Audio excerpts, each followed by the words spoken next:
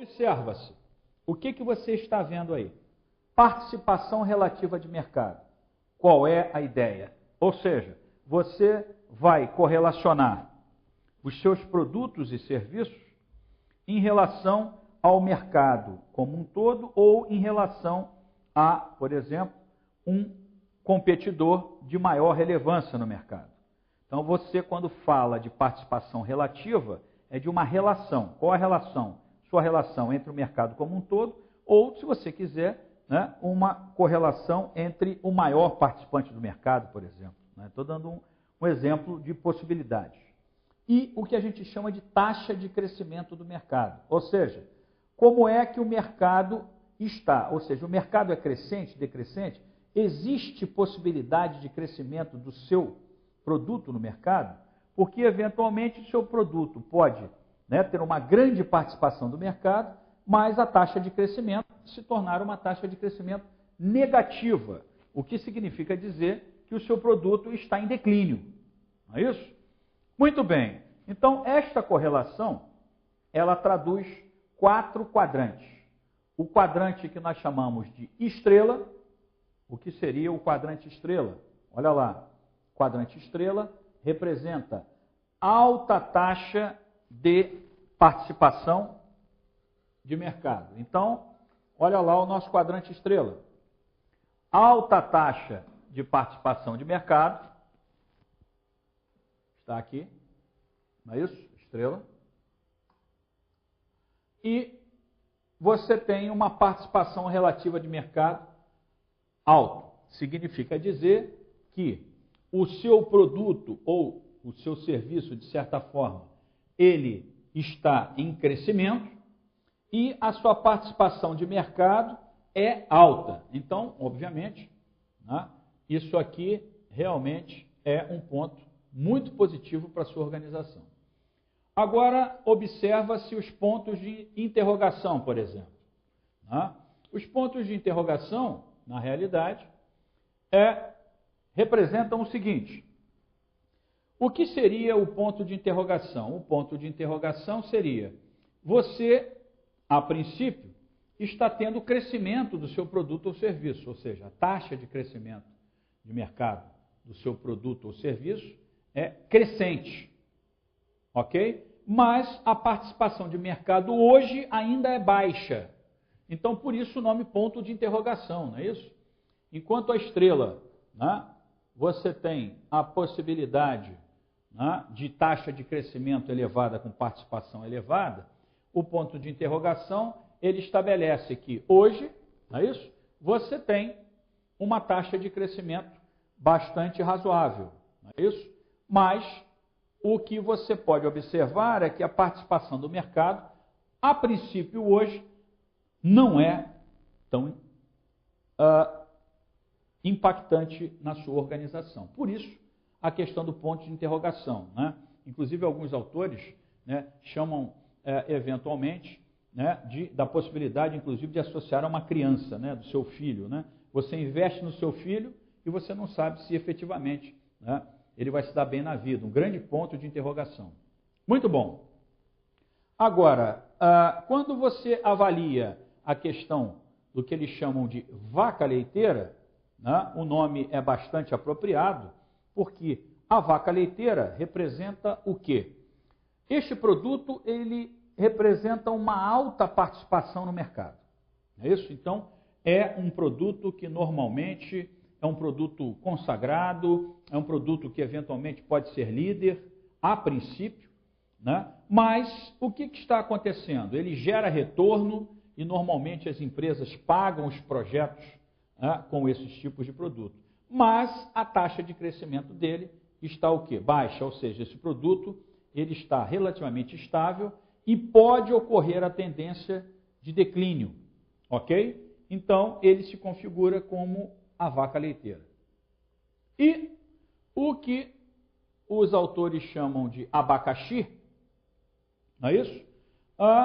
Seria a possibilidade, né, de produtos com baixa participação do mercado relativo e também com taxa de crescimento também ruins. Ou seja, na realidade, é um grande abacaxi.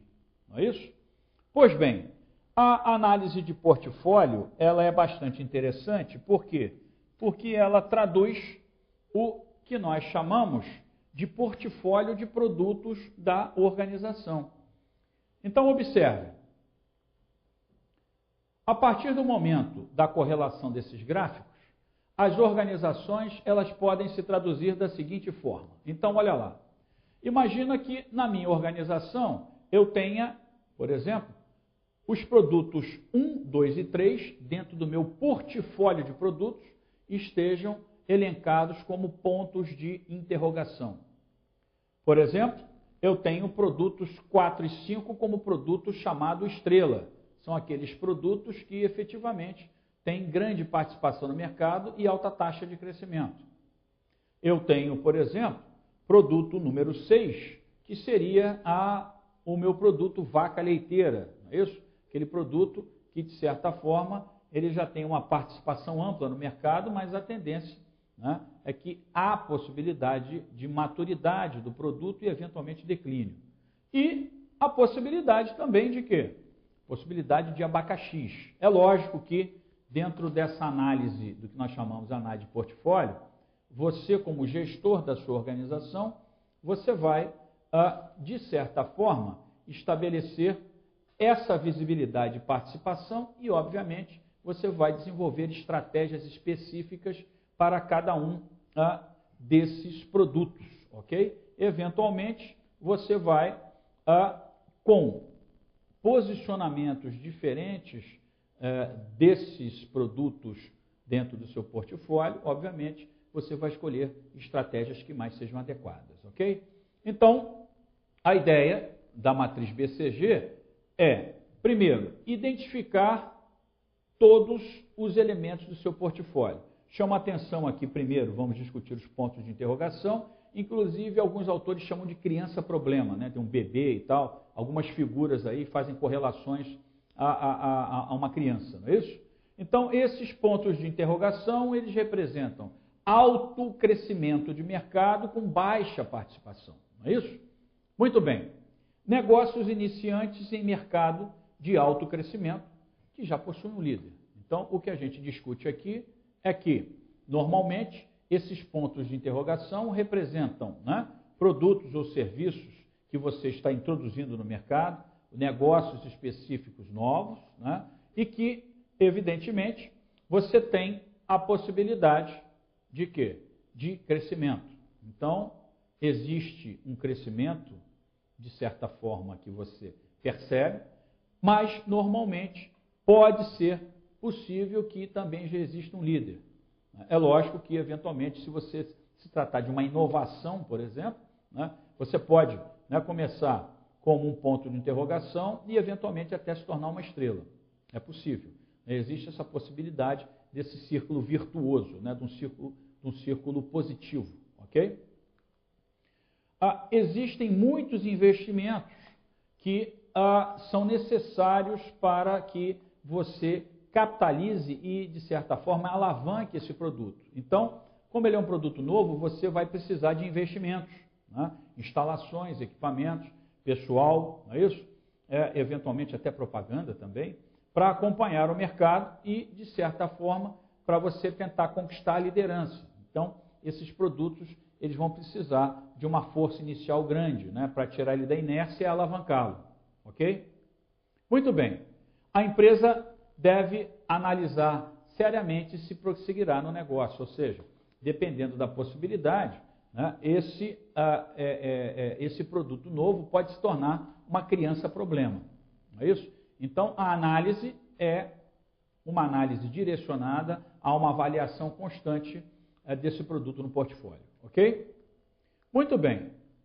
Os produtos considerados estrela são aqueles de alto crescimento no mercado e também de alta participação no mercado. Não é isso? Na realidade, se o negócio é do tipo estrela, significa que ele, na realidade, pode ter sido originado de um ponto de interrogação. Esse seria um bom ciclo, né?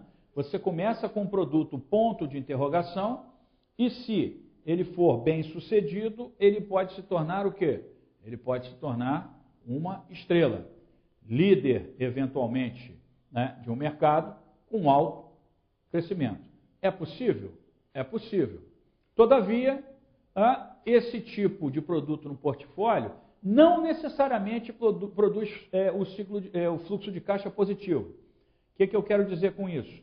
Na realidade, é que, normalmente, os produtos que são considerados estrela, eles, para manterem a liderança, eventualmente, há necessidade também de investimento em termos de manutenção desse produto na liderança, com propaganda, eventualmente até com novas possibilidades de desenvolvimento tecnológico, para que esse produto, ele, de certa forma, não caia no declínio e, atingindo a maturidade, se estabelecer a possibilidade de declínio.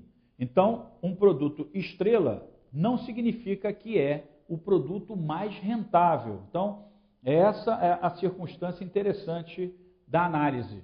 Eventualmente, você pode se confundir, né? Então, o produto estrela, a gente está falando em crescimento e participação, mas não necessariamente que ele é o produto que gera maior fluxo de caixa, ok? Muito bem, agora vamos falar dos produtos vaca leiteira, não é isso? Então, qual é a relação dos produtos vaca leiteira no nosso portfólio? Já discutimos isso, né? Alta participação no mercado, com crescimento o quê? Baixo. Significa dizer que esse produto, no seu portfólio de produtos, ele tem uma boa participação, seja em termos de market share. Em compensação, existe a possibilidade de uma taxa de crescimento baixa, eventualmente estável ou até negativo. Então, se a participação relativa permanecer elevada, com taxa de crescimento considerável, né, temos uma vaca leiteira, ou seja, na realidade, ela eventualmente pode crescer de maneira marginal, ou seja, bastante reduzida, ou até se estabelecer no conceito de ficar estável. Mas também existe a possibilidade do declínio, não é isso? Então, eventualmente, esse crescimento pode se tornar negativo. E, obviamente, a possibilidade de perder também a participação. Então, a ideia é que esse negócio, ele normalmente desfruta de o que nós chamamos de economia de escala e de maiores margens de lucro. Então, o que a gente quer dizer é que, normalmente, os produtos vaca leiteira, né, eles têm a possibilidade de serem produtos com uma margem bastante razoável. E, normalmente, esses produtos é que pagam os outros projetos. Temos vários casos de empresas, né, com portfólio de produtos amplo, indústria automobilística,